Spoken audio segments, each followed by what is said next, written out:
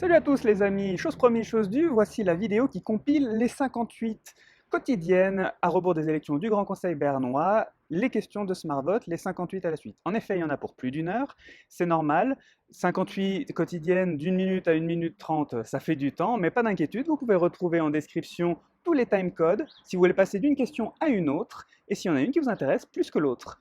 Moi je vous dis à dimanche pour les résultats des élections, pensez bien à aller voter, je vous souhaite un bon visionnage, et à la prochaine les amis, ciao! Salut tout le monde et bienvenue sur cette quotidienne. 58 jours, c'est ce qui nous reste avant les résultats du Grand Conseil bernois. Et comme je suis candidat, je me suis dit que ce serait une bonne idée de proposer chaque jour une vidéo sur une question qui m'a été posée sur smartvote.ch. Pour ceux qui ne savent pas, smartvote.ch, c'est un site qui permet à tous les candidats aux élections en Suisse de remplir un questionnaire avec un profil, et puis afin d'être mieux cerné par les potentiels électeurs. Donc voilà, ça se présente comme ça. Vous avez donc aperçu profil questionnaire. Ce sera disponible publiquement qu'à partir du 4 février. Et on nous pose donc 58 questions.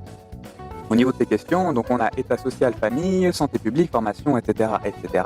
Et moi je me suis dit que ce serait une bonne idée de vous parler de mes réponses, une par jour, comme un petit compte à rebours jusqu'au résultat. Donc on voit ici que la première question c'était état social, famille, êtes-vous favorable à la hausse de l'âge de la retraite, par exemple à 67 ans pour les femmes et les hommes? Donc moi ce que j'ai répondu c'est oui, avec un petit commentaire, pas de différence de traitement entre les hommes et les femmes. Je me souviens exactement de un petit peu la levée de bouclier que ça avait fait quand on avait juste augmenté l'âge de 64 à 65 ans pour les femmes. Il s'agit d'une question d'égalité. Par contre, je ne suis pas pour une augmentation de l'âge de la retraite plus que nécessaire. Il ne faudrait surtout pas que les jeunes qui cotisent aujourd'hui se retrouvent sans AVS plus tard. Donc moi, ce qui m'intéresserait un petit peu plus, et ce qui intéresserait, je pense, beaucoup plus de monde, c'est de changer complètement le paradigme de l'AVS, arrêter cette espèce de gros pot commun, et puis commencer par un peu plus cotiser pour soi-même, surtout pour avoir encore le choix, à l'âge de la retraite, de pouvoir soit récupérer tout son capital, soit l'avoir toujours en rente mensuelle, parce qu'aujourd'hui c'est encore possible, mais jusqu'à combien de temps? Parce qu'on se rend compte que les gens finissent par partir, et puis à retirer tout leur capital. Et ça pose un petit souci aussi quand les gens décèdent, par exemple, malheureusement, juste 5 ans après avoir commencé la retraite, et puis que tout cet argent ne arrive pas à la famille, mais repartent dans les caisses de l'État. Salut tout le monde! Deuxième épisode, et aujourd'hui, on est sur la deuxième question de la catégorie État-famille sociale.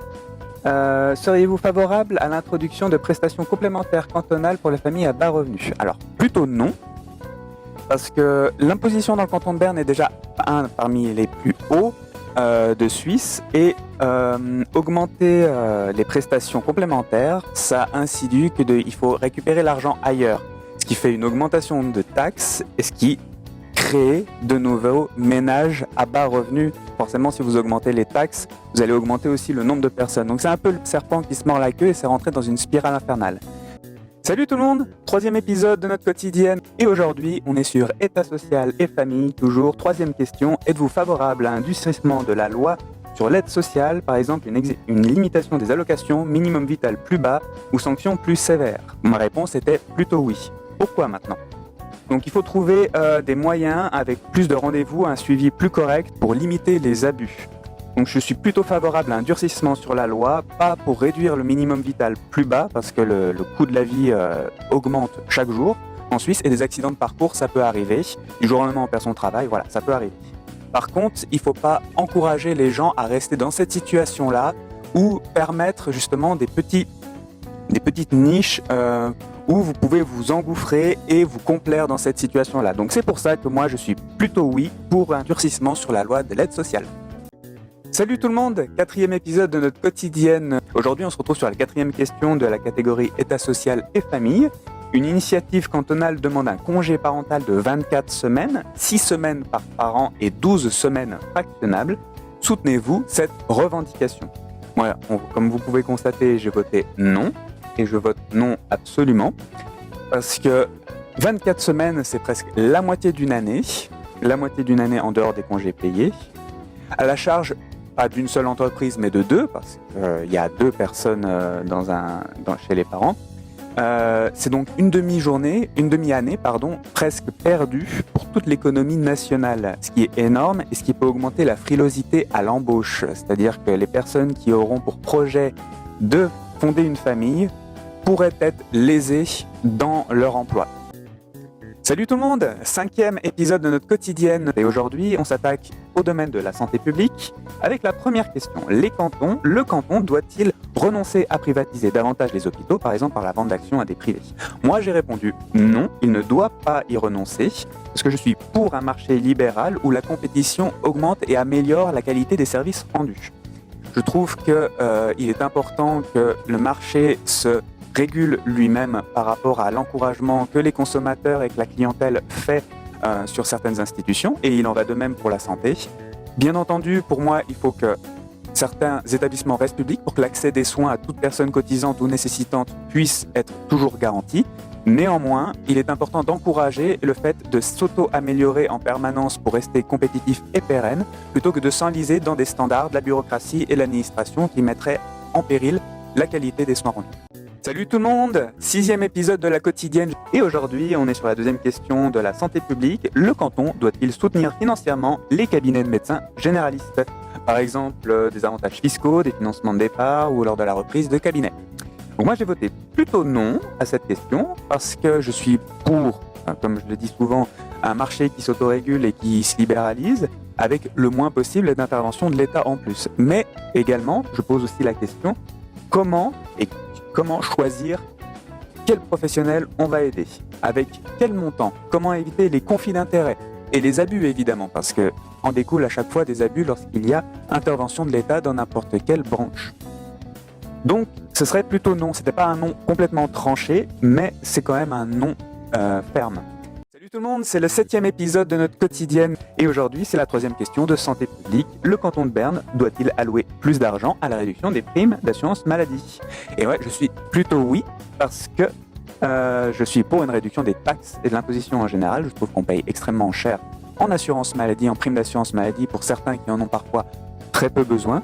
Pour autant, on a tout de même, je trouve, un système de santé qui fonctionne bien. Donc je suis pour la réduction des primes d'assurance maladie, pour autant que avec cette réduction, l'État ne cherche pas à rééquilibrer la balance dans un autre portefeuille du contribuable, à savoir une augmentation des impôts. Il pourrait par exemple taper dans les subventions à la culture, qui sont déjà énormes pour le public qu'il y a. Salut tout le monde, c'est le 8e épisode de la quotidienne et aujourd'hui on est sur la 4e question de santé publique. Une question assez importante parce que beaucoup de circonstances. Soutenez-vous l'introduction d'une vaccination obligatoire contre le Covid-19? Alors évidemment, j'ai répondu non et j'ai pas eu beaucoup à réfléchir à ce moment-là parce qu'au niveau des libertés individuelles, je trouverais que ça se poserait là parce qu'on peut pas dire que c'est un devoir civique parce que déjà donc comme j'ai dit, la liberté chacun de choisir ce qui s'inocule dans son corps. Ensuite, on peut même pas dire que être vacciné c'est un devoir civique parce que ça n'empêche pas la transmission. On a bien remarqué avec 80% de la population vaccinée qu'on a des records en termes de cas. Donc ce n'est pas la panacée. En plus, un rappel est conseillé tous les 5 ans.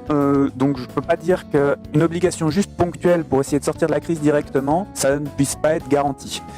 Ou alors ce sera une obligation qui va durer 20 ans. Déjà qu'avec la loi Covid, on ne pensait pas en avoir pour autant. Donc il faut dire tout de suite non. Parce que ça n'a aucun intérêt, tout simplement. On ne peut même pas dire que ça permet de limiter les cas. Voilà. Salut tout le monde, 9e épisode de notre quotidienne et aujourd'hui on est sur la catégorie 3, sur la formation. Première question, pensez-vous qu'il soit juste que les écoles octroient des dispenses scolaires en raison de motifs religieux pour certaines matières ou événements comme le sport ou l'éducation sexuelle? Alors moi j'ai répondu non et j'ai morcelé mon commentaire sur 2 phases.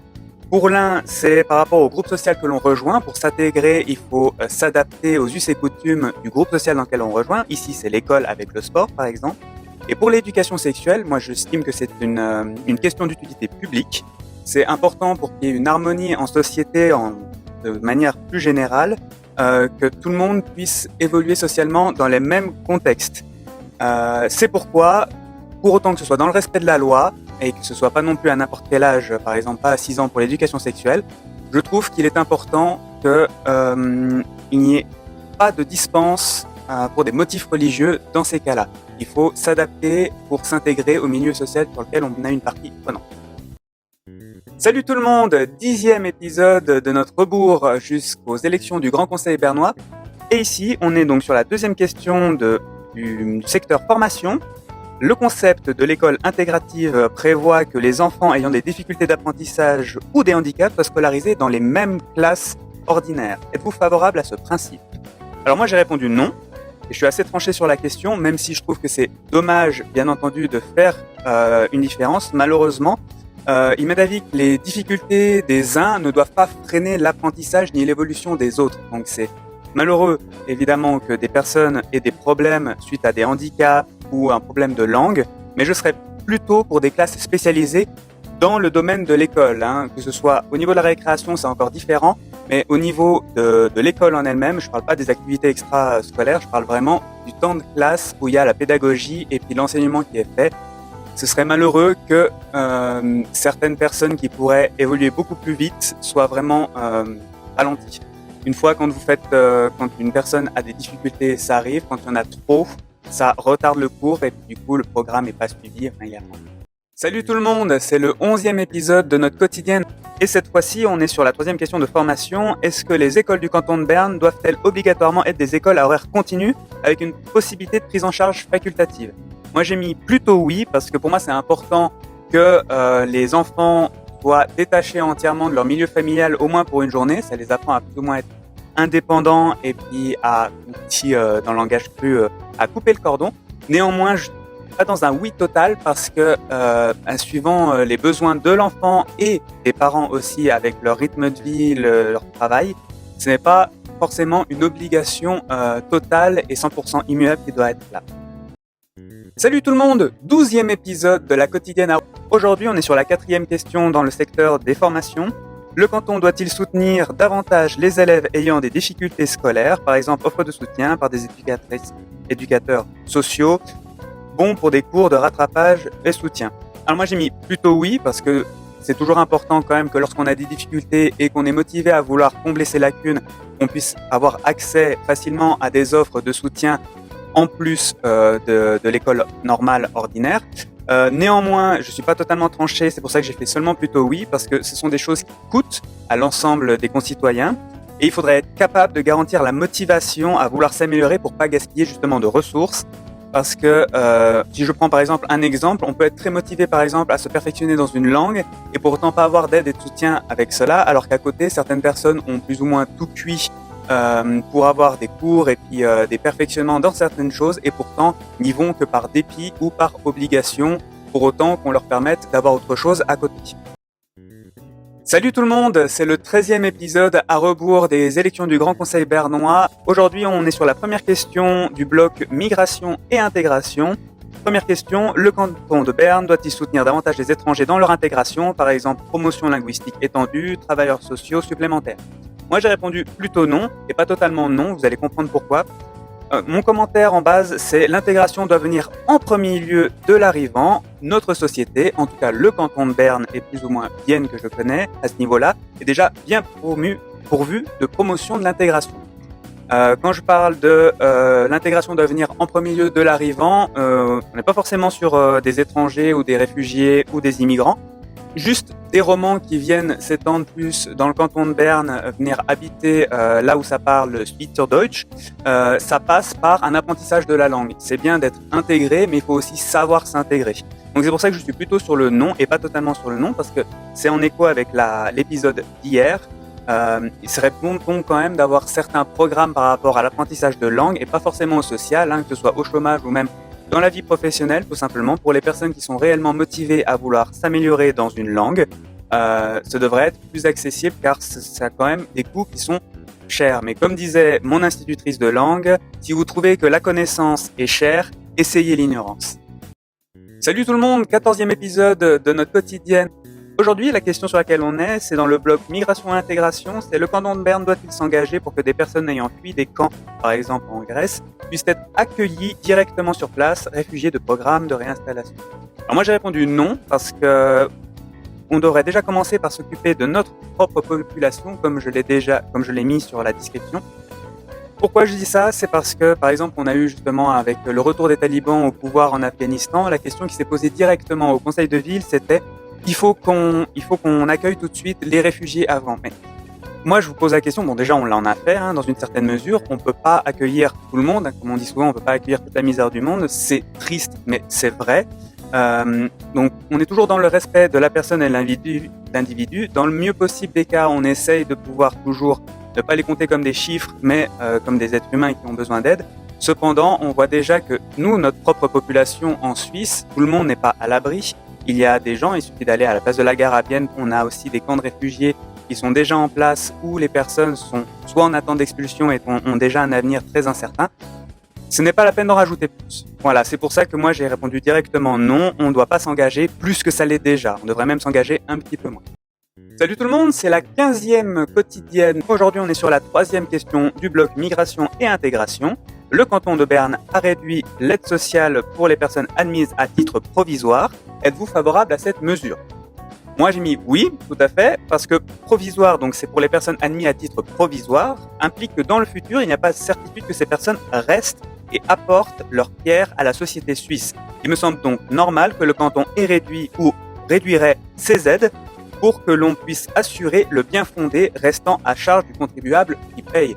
C'est-à-dire, plus précisément, si le contribuable paie pour quelqu'un qui arrive en refuge à titre provisoire, on n'est pas sûr qu'il va rester et qu'il va pouvoir pas payer sa dette à la société, mais en quelque sorte, en tout cas, apporter sa pierre à l'édifice via sa contribution à l'économie nationale. Et c'est pour ça que réduire l'aide sociale pour ceux qui sont arrivés à titre provisoire me semblerait judicieux.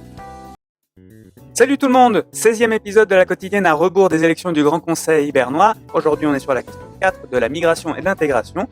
En gros, toutes les personnes nées en Suisse doivent-elles obtenir la nationalité suisse ? Principe du droit du sol, comme on connaît en France par exemple. Alors moi sûrement pas, donc déjà pour remettre en contexte, je suis un naturalisé, je suis de base de nationalité française mais j'ai été naturalisé en Suisse, je suis né et j'ai fait toute ma vie en Suisse et je soutiens totalement le processus de naturalisation tel qu'il est à l'heure actuelle, bien qu'il soit un peu coûteux, tout le processus d'entretien et de questionnaire me semble être totalement correct.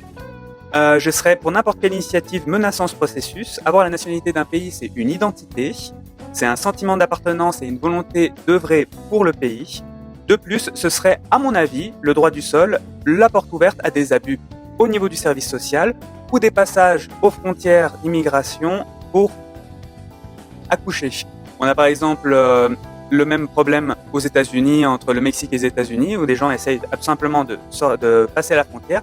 Et également, dans les dom-toms, par exemple, c'est en Guadeloupe, il me semble, où des gens qui habitent dans le pays d'à côté, en Amérique du Sud, passent la frontière pour avoir directement la nationalité française pour leurs enfants, ce qui permettrait d'avoir beaucoup d'avantages pour les parents et pour l'enfant lui-même grâce aux services sociaux. Salut tout le monde, 17e épisode de notre quotidienne. Et aujourd'hui, on est sur la 5e et dernière question sur le bloc migration et intégration. Les étrangers et étrangères vivant en Suisse depuis au moins 10 ans doivent-ils obtenir automatiquement le droit de vote et d'éligibilité au niveau communal ? Moi, j'ai répondu plutôt non, et étonnamment pas totalement non, parce qu'on peut vivre 10 ans sans pour autant être intégré, il suffit de rester chez soi et puis de ne côtoyer uniquement des personnes qui parlent notre langue ou qui sont issues de la même origine.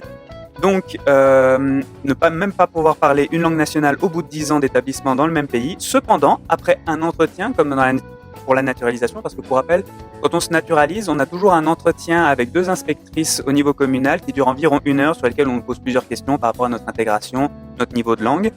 Donc, cependant, après un entretien comme pour la naturalisation ordinaire pour vérifier l'intégration, pourquoi pas, les modalités seront éventuellement à étudier à ce niveau-là. Salut à tous, 18e épisode de notre quotidienne. Et aujourd'hui, on entame le bloc Société, culture et éthique avec la première question. La consommation de cannabis devrait-elle légalisée ? Alors, hormis le CBD qui est déjà, lui, légal, ma réponse est non. Alors, pourquoi non ? C'est un peu étonnant étant donné que je défends toujours la liberté individuelle, comme pour la votation sur la publicité du tabac qui touche les enfants. Moi, je trouve déjà qu'on a du mal à réguler l'alcool et le tabac. On vote déjà pour le tabac ce 13 février dernier. Est-ce qu'il faudrait en rajouter vraiment ? De plus, la consommation excessive à jeune âge non cadrée donne de mauvaises conséquences. J'ai beaucoup d'entourage qui ont commencé très jeunes, qui des fois se sont laissés un petit peu avoir et n'ont pas été suffisamment cadrés ou ne se sont pas suffisamment cadrés eux-mêmes. Et ça a eu quand même des répercussions sur leur comportement. Alors là encore, chacun est responsable de ses actes. Malgré tout, le légaliser, ça permettrait aux jeunes qui n'ont pas encore vraiment la faculté de pouvoir le gérer de manière propre et pragmatique, d'avoir de problèmes et des mauvaises conséquences sur leur état d'esprit. Salut à tous et bienvenue sur cet épisode 19 sur la quotidienne. Aujourd'hui, on est sur le 5e bloc Société, culture et éthique. À la deuxième question, faudrait-il renoncer en grande partie aux restrictions étatiques dans la vie privée et économique pendant la pandémie du coronavirus? Entre parenthèses, responsabilité individuelle de la personne. Moi, j'ai mis tout de suite oui, parce que déjà, je défends toujours les responsabilités individuelles. Pour moi, il est d'avis que chaque choix d'une personne n'incombe que lui, pour autant évidemment qu'elle ne va pas atteindre son prochain.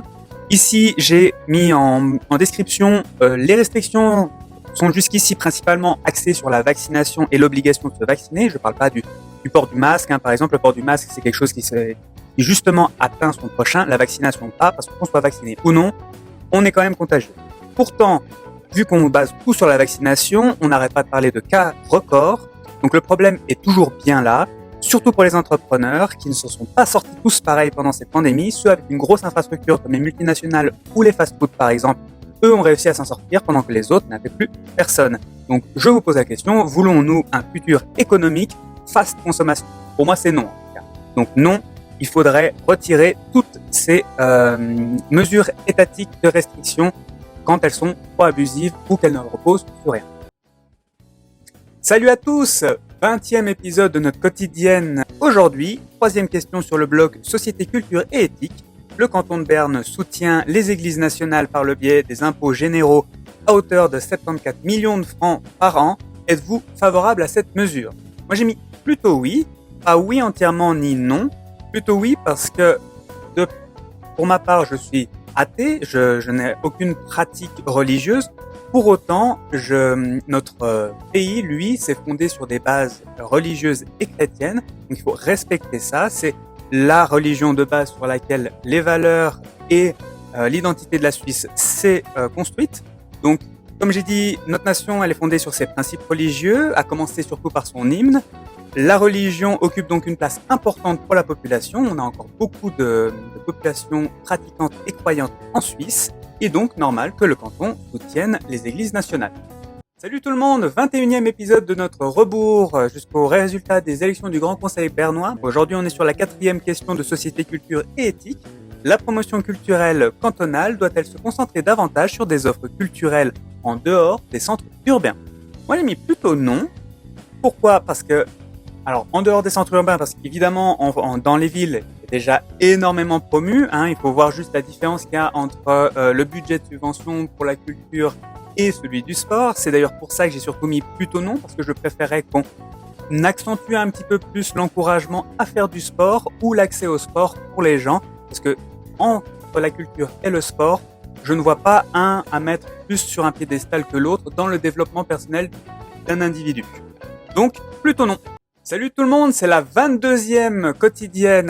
Aujourd'hui, on est sur la 5e et dernière question de société, culture et éthique. Le canton doit-il soutenir financièrement la couverture de la politique cantonale par des médias régionaux? Exemple, la création d'une fondation. Moi, j'ai mis non, et ça a fait énormément écho, je trouve, à la votation qu'on a eue le 13 février sur le train de mesure d'aide aux médias. Celui-ci, pour ma part, je l'avais rejeté en bloc juste par le fait de quelle objectivité sur les sujets traités. Si on couvre la politique cantonale à travers des médias régionaux, comment peut-on être sûr que ceux qui rédigent les articles sur cette politique cantonale soient à charge ou à décharge et sont là donc assez objectifs par rapport au soutien financier qu'ils reçoivent? Salut à tous, 23e quotidienne. Aujourd'hui, on est sur la première question de finances et impôts. Seriez-vous favorable à une baisse des impôts sur les sociétés dans le canton de Berne? J'ai pas eu de mal à répondre à cette question, j'ai mis tout de suite oui, parce que à Berne, on est déjà le canton avec le taux d'imposition le plus haut, ça handicape ceux qui se lancent, et je serais en plus encore favorable à cette baisse des impôts pour les sociétés, parce qu'avec ce qui se passe entre la scène diplomatique internationale, par exemple, avec le nouvel impôt uniforme que le G7 veut donner absolument à tout le monde dans le monde, ça permettrait de garder une attractivité sur la place économique suisse en ayant de nouveaux contributeurs qui viendraient dans le canton de Berne si on baissait les impôts sur les sociétés. Salut à tous, 24e quotidienne. C'est aujourd'hui, on est sur la deuxième question du bloc finance et impôts. Faut-il assouplir le frein à l'endettement cantonal afin de permettre plus facilement les investissements? Moi, j'ai répondu oui, forcément oui. Il faut mettre l'accent à retrouver une faculté d'autofinancement pour éviter la hausse des taxes. Je t'explique. Aujourd'hui, on emprunte toujours plus et on essaye d'aller récupérer le trop plein de dettes dans la poche du contribuable. Notamment, par exemple, à Bienne, on va pas tarder à arriver à 1 milliard de dettes, alors qu'il faut puiser dans les réserves de la ville pour ne pas augmenter les impôts pour cette année. Pour l'année prochaine, ce sera encore autre chose. Donc voilà, si on n'est pas autofinancé, il va bien falloir récupérer l'argent ailleurs et malheureusement, ce sera encore dans notre poche. Voilà, donc pourquoi il faut mettre un frein à l'endettement. Salut à tous, 25e épisode de notre quotidienne. Aujourd'hui, on est sur la troisième question du bloc finance et impôts. Êtes-vous favorable à des baisses d'impôts pour les personnes physiques au cours des 4 prochaines années? Évidemment oui, je suis toujours pour une baisse des impôts, étant donné que dans le canton de Berne, on est vraiment parmi les plus hauts. Comment peut-on être encore aussi haut à certains autres cantons? Donc, on ne parle pas forcément d'être un paradis fiscal où il n'y a quasiment aucune imposition, sinon plus rien ne fonctionne. Pour autant, je trouve que c'est symptomatique des politiques qui se mettent en place rouge-vert en ce moment où les impôts, il va falloir les baisser parce que sinon ils continueront d'augmenter encore et encore. Salut à tous, c'est la 26e quotidienne. Aujourd'hui, on est sur la 4e et dernière question de finances et impôts. Dans le canton de Berne, les taxes sur les véhicules à moteur doivent être augmentées pour les véhicules à forte consommation, tout en réduisant les impôts sur le revenu. Êtes-vous favorable à cette mesure? Votation du 13 février, donc récemment. Donc, vous savez déjà qu'au niveau des résultats, le canton l'a refusé, à juste raison à 53%, ce qui est une très bonne chose. Moi, j'avais répondu directement non, et je n'avais pas mis de commentaire parce que ça me paraissait assez rapide à expliquer. Il suffit juste de voir la différence qu'il y a entre quelqu'un qui habite en ville, qui a l'argent et les moyens d'avoir une voiture électrique ou juste d'avoir le bus qui s'arrête en bas de chez lui, une personne qui est à la campagne, qui n'a pas forcément les moyens de changer sa voiture qu'il a depuis 16 ans, qui coûte peut-être pas très cher mais pourtant qui pollue beaucoup parce qu'elle est vieille, et avoir la faculté de pouvoir changer tous les 3-4 ans pour avoir le meilleur modèle pour payer le moins cher, c'était inégal par rapport à ceux qui sont en centre urbain, qui n'ont peut-être même pas besoin de voiture et qui eux seraient 100% gagnants. Donc ça posait un problème au niveau de l'équité. Autrement, ça pose aussi la question de changer de voiture tous les 3-4 ans pour avoir la meilleure possible, pour consommer le moins possible. Est-ce que c'est vraiment écologique aussi? Voilà, je pose la question. En tout cas, maintenant, moi, c'était non. Et puis, ça a été refusé le 13 février. Salut à tous, 27e épisode de notre quotidienne. Aujourd'hui, on est sur la première question du bloc économie et travail. Le canton de Berne doit-il également soutenir fiscalement l'implantation de nouvelles entreprises dans le canton? Alors moi, j'ai répondu non, parce que comment on peut, ça doit rester du ressort de la liberté individuelle. L'intervention du canton favoriserait de facto certaines affaires plus que d'autres. Donc oui, c'est des nouvelles entreprises. C'est plus facile de s'implanter évidemment avec une fiscalité plus gentille et pourtant ça nuit quand même à l'égalité de traitement. Donc je suis pourtant contre, malgré qu'il faudrait plutôt réduire directement les taxes pour tout le monde, afin qu'on limite aussi les taxes aux poches du contribuable. Parce que si on met un nouveau soutien fiscalement aux implantations de nouvelles entreprises, c'est une nouvelle subvention et il faut bien aller récupérer l'argent quelque part. Salut à tous, c'est le 28e épisode de la quotidienne. Aujourd'hui, deuxième question du bloc économie et travail. Le canton doit-il promouvoir davantage l'offre de services publics, par exemple les liaisons de transport public, les bureaux de poste, dans les régions rurales?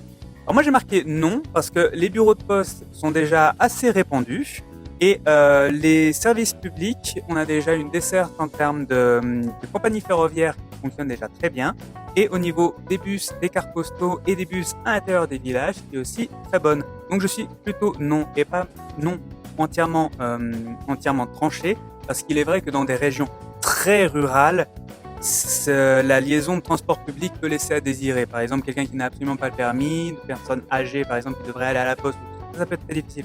Salut à tous, 29e épisode de notre quotidienne. Et aujourd'hui, on est sur la troisième question du bloc économie et travail. Est-ce que je suis favorable à l'introduction d'un salaire minimum cantonal de 4000 francs pour un emploi à temps plein? Alors moi, j'ai mis non. Malgré tout, j'ai mis non, mais il y aurait quand même une toute petite subtilité dedans. J'ai mis non parce que on peut pas évaluer le travail et l'efficacité de deux personnes différentes sur un salaire de base minimum qui serait favorisé de toute façon par les employeurs parce que c'est le minimum légal. Il suffit de voir absolument partout où le salaire minimum a été mis en place. tout le monde n'est plus que payé à ce salaire minimum. Donc le travail d'une autre personne à l'autre diffère en termes d'efficacité de résultat et doit donc être de facto rétribué de manière différente. Cependant, en termes pour la préférence de la main-d'œuvre indigène dans nos régions à fort flux de frontaliers, j'y ajouterais une petite nuance qui serait pas mal qu'il y ait des conventions collectives dans certains domaines où la part de main-d'œuvre étrangère est plus haute qu'un certain seuil, afin de pouvoir protéger non seulement aussi le frontalier, mais aussi de pouvoir favoriser la main-d'œuvre de la personne qui habite déjà dans le même village avec un salaire décent et qu'il n'y ait plus cette favorisation de la main-d'œuvre étrangère parce qu'ils acceptent un contrat à un certain prix à l'heure plutôt que celui qui habite et travaille en Suisse et qui n'est pas soumis au même niveau de vie et du coup qui le refuserait. Pour autant, il faut quand même garder en tête que le marché du travail doit s'autoréguler lui-même et que les gens sont libres d'accepter des contrats eux d'autres. Mais des conventions collectives dans des secteurs à fort taux de main-d'œuvre étrangère ne seraient pas totalement dénuées de sens. Salut à tous, c'est la 30e, on a dépassé la moitié quotidienne. Aujourd'hui on est sur la 4e question d'économie et travail. Êtes-vous favorable à une libéralisation totale des heures d'ouverture des magasins? Alors moi j'ai mis plutôt oui, mais pas tout à fait oui tranché, pour autant je serais très d'accord pour ça, sauf dans le cas où il pourrait y avoir un abus sur des salariés qui n'ont pas forcément leur mot à dire, même s'ils ont accepté un contrat à la base et signé à l'embauche. Certains patrons devraient pouvoir travailler comme bon leur semble, c'est pour ça que je dis oui, parce qu'il faudrait une libéralisation totale. Si les gens veulent travailler de nuit, ils ouvrent leur magasin de nuit, pour autant que ça ne fasse pas de nuisances sonores pour que ce soit.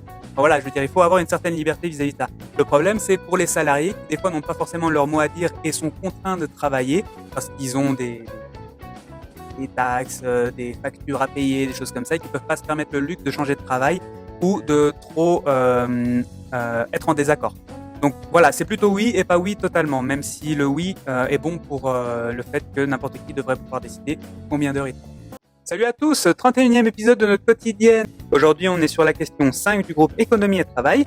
Le canton doit-il renoncer à fournir ses propres services si cela fait concurrence à des offres privées? Alors ici, je dois annoncer que je me suis trompé lorsque j'ai répondu à la question. Je voudrais mettre plutôt oui, mais même oui complètement, parce que de par sa nature étatique, le canton ferait office de concurrence déloyale car il est subventionné, ayant donc moins d'intérêt pour son exercice à offrir des prestations de qualité équivalentes au même prix qu'un concurrent, ou vice-versa, qui pourrait baisser son prix parce qu'il est déjà subventionné et il n'a pas besoin d'être totalement rentable, pourrait permettre d'avoir le même service, mais pour moins cher, et donc inversement comme j'ai dit avant.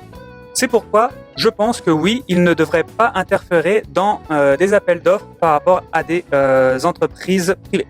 Salut à tous, 32e épisode de notre quotidienne. Ici, on est sur la 6e et dernière question de bloc économie et travail.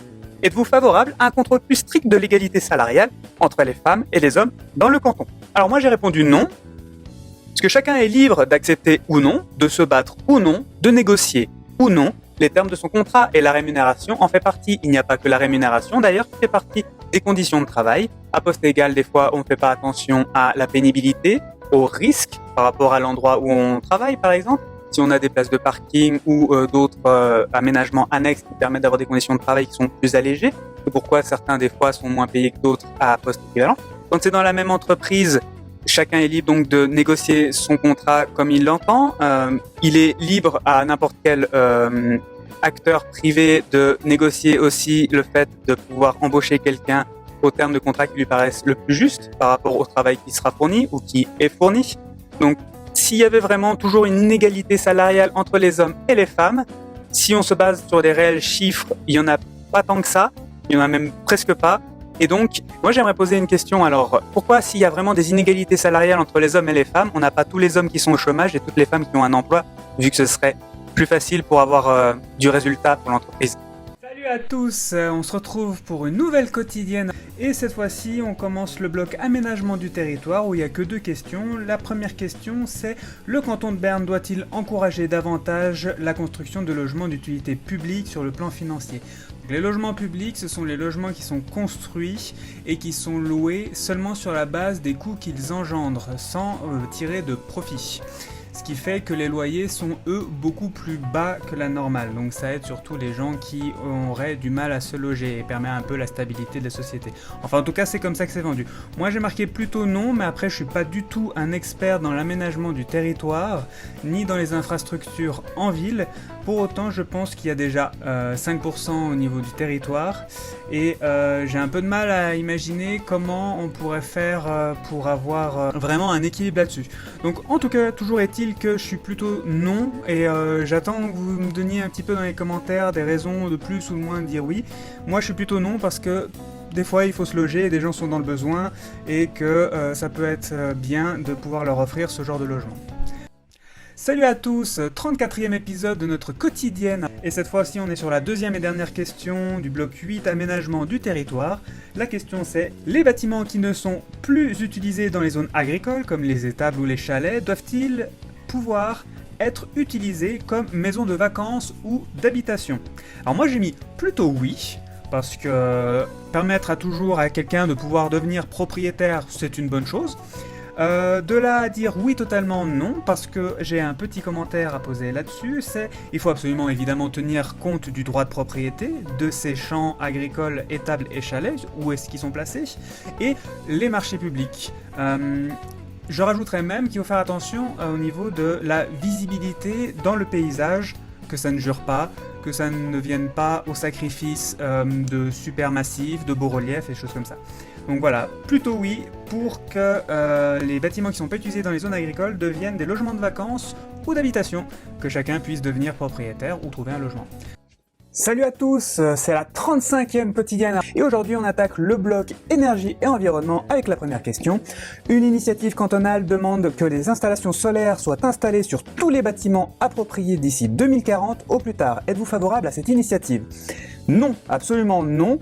Déjà, l'utilité du solaire par rapport à d'autres solutions, c'est pas viable dans le temps. Au recyclage et à la pollution qu'il faut pour les fabriquer à partir des métaux précieux ou des choses comme ça, et quand on doit les disposer une fois qu'ils sont plus actifs. C'est aussi une énergie qui n'est que très peu pilotable, il suffit qu'il n'y ait plus de soleil et en hiver c'est le moment où on a besoin de chauffer par exemple. Donc la pertinence vraiment d'obliger tout le monde à avoir des panneaux solaires d'ici 2040 c'est très discutable. D'autant plus qu'il faut savoir qu'il faut à peu près 5 ans pour qu'un panneau solaire devienne rentable et qu'il perde 1% de productivité quasiment toutes les années. Il faut les changer aussi tous les 25 ans. Imaginez un petit peu le travail que ce serait. Voilà pourquoi moi je dis non pour une obligation des panneaux solaires jusqu'en 2040 ou peu importe quand de toute manière. Salut à tous, 36e quotidienne et aujourd'hui on est sur la deuxième question du bloc énergie-environnement. La question c'est, est-ce que les agriculteurs outrices ne devraient recevoir que des paiements directs que s'ils fournissent des prestations écologiques requises comme la réduction des pesticides, des antibiotiques, amélioration du bien-être animal? Moi j'ai répondu non et c'est catégorique et avec le petit commentaire qu'il y a dessous, c'est le que qui me dérange vraiment. Pourquoi pas les aider, c'est déjà le cas d'ailleurs, on reçoit des paiements directs quand on a une fibre un peu plus biologique, écologique auprès des agriculteurs. Petit rappel pour faire très sommairement, les paiements directs c'est ce qui permet aux agriculteurs de pouvoir s'en sortir et de proposer aussi des denrées de première nécessité locales, suisses, aux consommateurs à des prix qui ne sont pas trop grand. Voilà. Donc, je disais justement que non, sûrement pas que pour les prestations écologiques, antibiotiques, antipesticides, etc. Parce que l'agriculture, elle subit aussi d'autres facteurs que la sempiternelle question écologique, notamment le cœur de production. Est-ce que c'est de la viande, des légumes, du blé, du lait? Les contrats de grande distribution qu'ils ont avec, on peut vraiment pas décemment réduire l'octroi des paiements directs à la simple question écologique. Salut à tous, 37e quotidienne. Aujourd'hui, on est sur la troisième question du bloc écologie et environnement. Est-ce que je suis favorable à l'interdiction des chauffages utilisant des énergies fossiles, comme le pétrole, le gaz naturel, le mazout, dans les nouvelles constructions et au remplacement des installations existantes? Alors, moi j'ai répondu plutôt non, parce que pour moi c'est important qu'on puisse changer quand même des énergies fossiles, seulement il faut faire bien attention à une chose, si on réussit à détourner les flux de subventions pour permettre à tous de changer les systèmes et d'assainir les constructions, à la rigueur, pourquoi pas? C'est pour ça que j'ai mis plutôt non. Mais que ce soit à la charge uniquement de l'habitant, je trouve ça injuste, trop cher, il faudrait plutôt assainir du coup les bâtiments essayer de limiter au plus possible les systèmes de chauffage pour les bâtiments neufs qui se font maintenant, mais on peut avoir de très bons bâtiments très bien isolés qu'on chauffe à l'énergie fossile, et par rapport à la consommation que ça demande en énergie fossile, ce sera peut-être plus rentable qu'une vieille bâtisse des années 50 avec une très grosse déperdition de chaleur, mais que vous allez chauffer avec du panneau solaire qui va être beaucoup plus gourmand en électricité pour faire chauffer. Salut à tous, c'est la 38e quotidienne. Aujourd'hui, on est sur la 4e question du bloc énergie-environnement. Faut-il lever l'interdiction actuelle de construire de nouvelles centrales nucléaires? Alors moi, j'ai répondu oui, absolument, avec le petit commentaire qui est là-dessous. C'est la meilleure solution énergétique en rapport coût de production, fabrication, CO2 rejeté, productivité, indépendance. Indépendance, c'est surtout le plus important parce qu'avec le nucléaire, on peut avoir une énergie pilotable, c'est-à-dire qu'on peut en demander quand on veut, alors qu'avec l'éolienne, on a besoin de vent, avec le solaire, on a besoin de soleil. Par rapport aux énergies fossiles, c'est celle qui a aussi le meilleur rendement en coût de production et énergie dégagée. Il faut savoir que ça a très peu de rejet de déchets. Si vous prenez toute la production de toutes les centrales nucléaires depuis les années 50, avec tous les déchets que ça a fait, vous ne faites qu'une piscine olympique. Je ne sais pas si vous vous rendez compte un petit peu de ce que ça donne. C'est quand même pas grand-chose par rapport à toute la production mondiale du nucléaire, hein. Et notre souveraineté énergétique est gravement menacée d'ici 2025. En plus, quand on voit aussi le problème entre l'Ukraine et la Russie en ce moment, et qu'on a 47% de gaz qui vient de provenance russe en Suisse, le nucléaire, c'est clairement quelque chose que tout le monde diabolise, tout le monde a peur. C'est un peu le même système, le même effet de panique des dents de la mer avec les requins, alors qu'en réalité, ou les accidents d'avion, alors qu'en réalité, il y en a clairement beaucoup moins. Voilà, c'est ce que je voulais dire sur le nucléaire. Petite subtilité aussi, cette question-là, si vous mettez oui sur votre Smart Spider, c'est d'ailleurs le diagramme qui est fait à la fin avec toutes vos questions, vous n'êtes pas du tout écologique. Donc c'est un peu dommage quand même que ce soit, il y ait des questions quand même, il y a beaucoup de limites sur smartvote.ch, c'est que les questions sont quand même très orientées malheureusement. Voilà. Pour autant, je pense que avoir cet esprit pragmatique sur l'écologique, c'est une bonne chose, même si c'est pour le nucléaire. Enfin, je comprends pas pourquoi on dit que c'est pas bon. Salut à tous, 39e quotidienne. Cette fois-ci, on est sur la 5e question du bloc énergie et environnement. Pour atteindre ses objectifs climatiques, le canton de Berne doit-il miser entièrement sur des incitations financières plutôt que des interdictions, donc plutôt encourager avec des subventions à la transition, assainissement, changement de système de chauffage, des choses comme ça par exemple, plutôt que sur des interdictions? Alors moi je suis plutôt oui. Tout simplement parce que les interdictions, ça rime avec punition, directement sur les citoyens en augmentant le fossé entre ceux qui peuvent se permettre de changer de voiture pour passer à une électrique, de changer de système de chauffage, et qui vont pas sentir de réelle différence, alors que ceux qui ne pourront pas se le permettre, ça mettra en danger leur quotidien, parce que qui dit interdiction dit amende, augmentation des coûts en cas de changement ou remplacement de tel ou tel système de chauffage, de mobilité, etc. De plus, je rajouterais aussi que c'est plutôt oui et pas oui entièrement, parce qu'il vaudrait mieux plutôt, comme je l'ai dit dans la question précédente, changer les flux, rediriger des flux de subventions, et plutôt que d'en mettre énormément dans l'éolien ou le solaire, en mettre un petit peu plus justement dans l'accompagnement et l'encouragement à ces choses-là. Il ne faudrait pas non plus que ces encouragements viennent à augmenter les impôts, parce que sinon c'est le serpent qui se mord la queue et puis ça vaut pas la peine. Salut à tous, 40e quotidienne. Aujourd'hui on est sur la 6e et dernière question de énergie et environnement. Êtes-vous favorable au projet barrage prévu en aval du glacier du Trift dans le Gad-Mertal? Alors moi j'ai répondu plutôt oui, je ne connais pas la région ni l'endroit que c'est, pour autant un barrage c'est une solution écologique indépendante énergétiquement, vu que c'est en Suisse, on a énormément d'énergie qui provient de l'hydraulique et des barrages, c'est une énergie qui est quasi pilotable également, pour pas ainsi dire pilotable, donc je suis de toute façon plutôt oui. Pas forcément entièrement oui, parce que je ne sais pas, je n'ai pas les connaissances par rapport au relief et l'impact que ça pourrait avoir sur l'environnement dans cette région-là. Salut à tous, 41e quotidienne, et aujourd'hui on est sur la première question du bloc transport et aménagement. Faut-il développer des infrastructures pour la mobilité douce, par exemple des pistes cyclables, dans le canton de Berne? Alors moi c'est plutôt non, pas totalement non fermé, mais c'est plutôt non, parce que je trouve qu'en ville il y en a déjà beaucoup, ça devient des obstacles et ça devient à la limite du harcèlement pour les automobilistes et les autres usagers de la route. Ça devient contre-productif, étant donné qu'il y a de plus en plus d'obstacles, il faut il y a plus d'accidents qui sont potentiellement capables d'arriver. Dans les régions rurales, il y en a peut-être pas assez, encore qu'il y en a quand même assez beaucoup. Autrement, pour la question de sur les trottoirs, est-ce qu'on veut mettre les pistes cyclables sur les trottoirs et à ce moment-là on nuit aussi à l'espace pour les piétons? Non, moi je pense qu'à l'heure actuelle les infrastructures pour les pistes cyclables sont très bien, notamment des fois il y a des pistes cyclables qui sont là et les vélos les utilisent pas non plus. La mobilité douce est déjà bien ancrée je trouve dans nos infrastructures à l'heure actuelle. Je pense pas qu'il soit utile d'utiliser du budget pour ça. À mon sens ce n'est pas le moyen de locomotion de l'avenir. Salut à tous, 41e quotidienne, et aujourd'hui on est sur la première question du blog Transport et Aménagement. Faut-il développer des infrastructures pour la mobilité douce, par exemple des pistes cyclables, dans le canton de Berne? Alors moi c'est plutôt non, pas totalement non fermé, mais c'est plutôt non, parce que je trouve qu'en ville il y en a déjà beaucoup, ça devient des obstacles et ça devient à la limite du harcèlement pour les automobilistes et les autres usagers de la route. Ça devient contre-productif, étant donné qu'il y a de plus en plus d'obstacles, il y a plus d'accidents qui sont potentiellement capables d'arriver. Dans les régions rurales, il y en a peut-être pas assez, encore qu'il y en a quand même assez beaucoup. Autrement, pour la question de sur les trottoirs, est-ce qu'on veut mettre les pistes cyclables sur les trottoirs et à ce moment-là on nuit aussi à l'espace pour les piétons? Non, moi je pense qu'à l'heure actuelle les infrastructures pour les pistes cyclables sont très bien, notamment des fois il y a des pistes cyclables qui sont là et les vélos les utilisent pas non plus. La mobilité douce est déjà bien ancrée je trouve dans nos infrastructures à l'heure actuelle. Je pense pas qu'il soit utile d'utiliser du budget pour ça. À mon sens ce n'est pas le moyen de locomotion de l'avenir.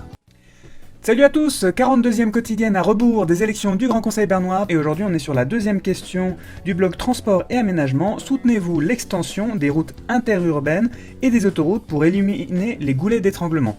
Alors, oui, à 100%. D'ailleurs, à Bienne, on est assez bien placé pour en parler. L'échec du contournement de l'autoroute par la ville illustre bien la réponse que j'apporte à ça. Je suis totalement oui pour. Aux heures de pointe, circuler en ville, c'est juste impossible. C'est impossible.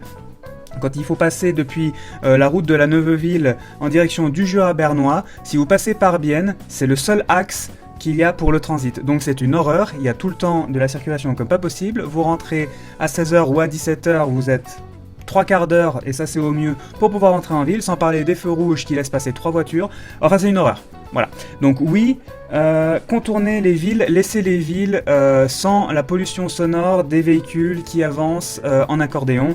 D'autant plus que je pense que l'environnement nous en serait recevable de ne pas utiliser tous ces moteurs qui tournent dans le vide. Voilà.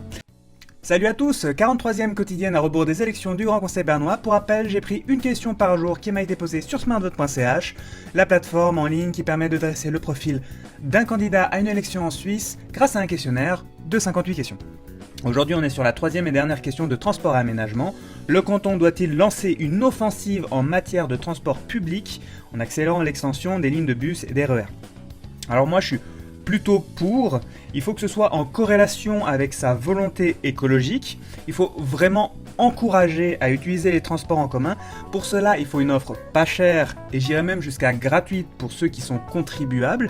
Il faut que ce soit une offre aussi qui soit irréprochable, parce que si à chaque fois on fait le rapprochement avec le fait que la voiture en fait ce serait mieux, j'irais plus vite, je serais plus tranquille. Alors certes, dans les transports en commun, il faut faire des concessions, notamment la promiscuité entre les personnes et des choses comme ça, mais il faut vraiment que l'offre soit diversifiée, qu'il y ait beaucoup de très bonnes dessertes, qu'il y ait beaucoup d'endroits qui soient desservis, je viens de me répéter.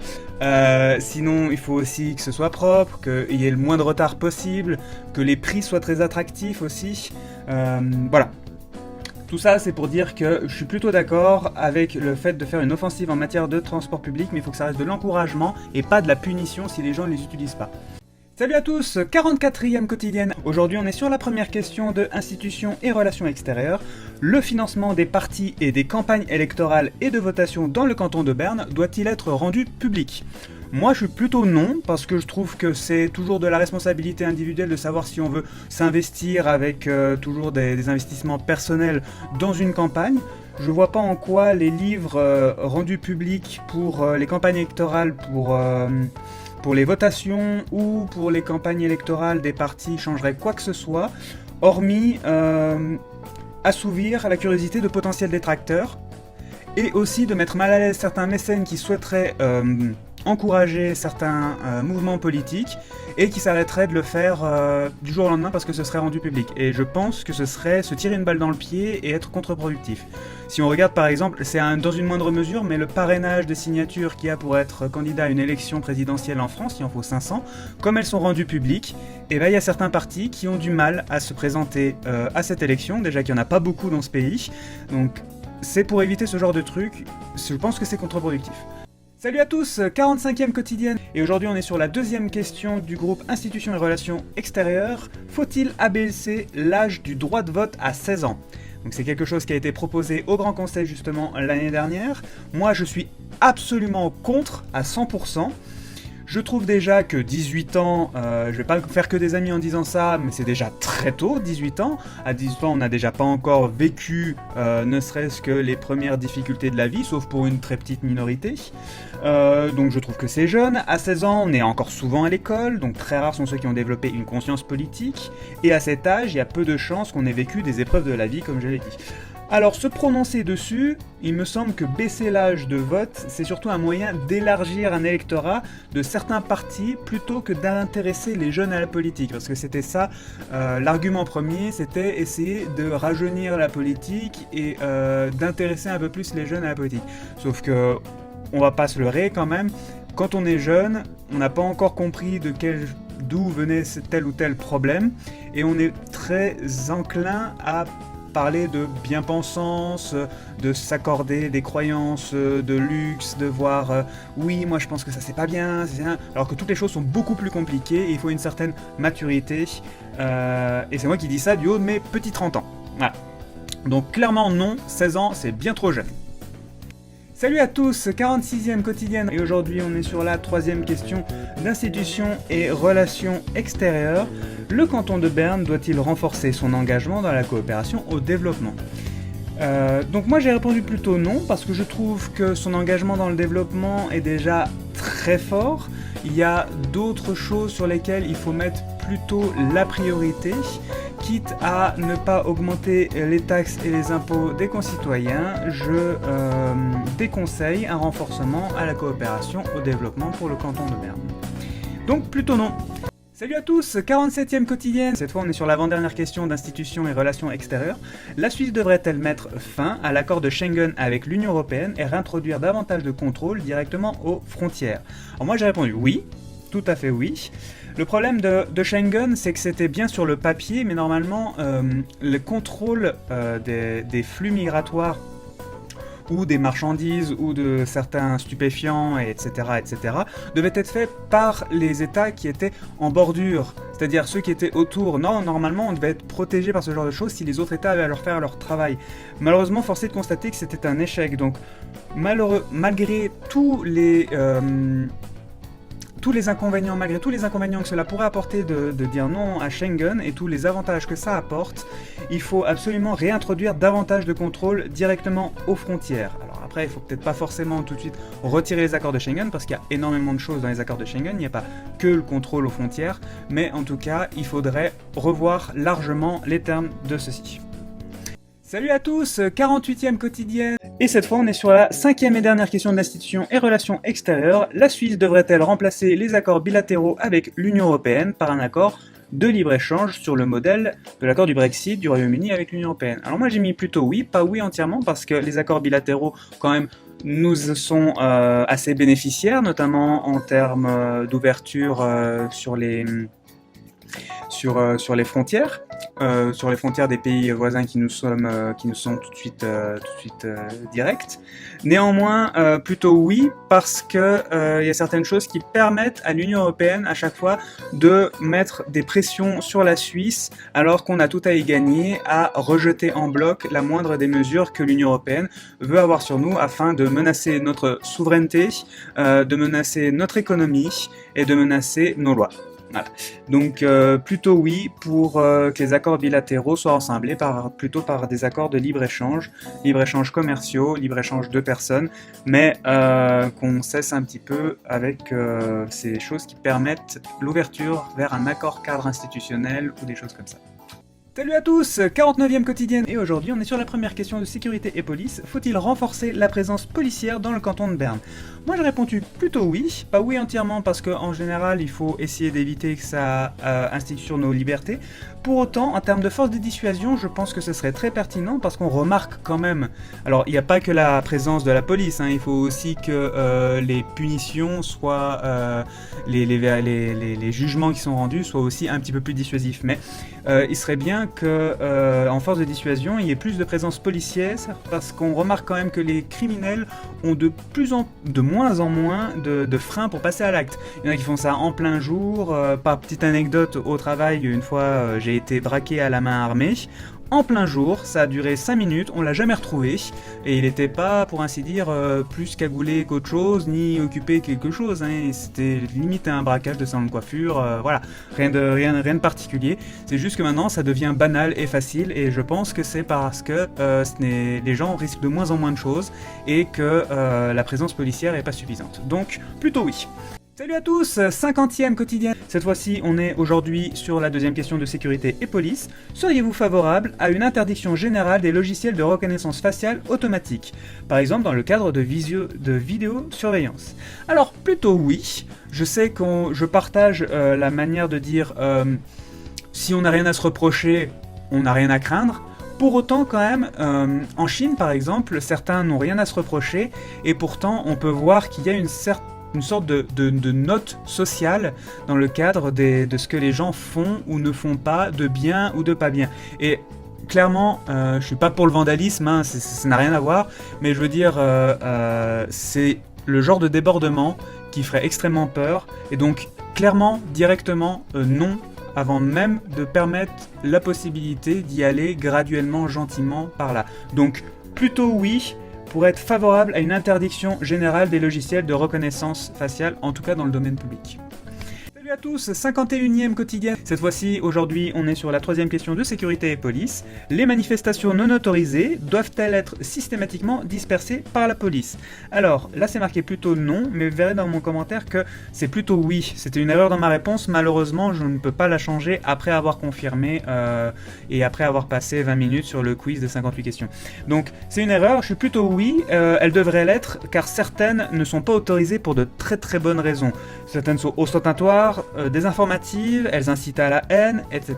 Donc il y en a quand même certaines qui méritent de ne pas être autorisées. Pour autant, je ne suis pas dans un totalement oui, elles doivent être interdites, parce que certaines ne sont pas autorisées parce qu'elles dérangent. Elles nuisent au pouvoir en place, alors que certaines autres sont autorisées, et en proportion, il n'y a pas de... c'est pas équitable.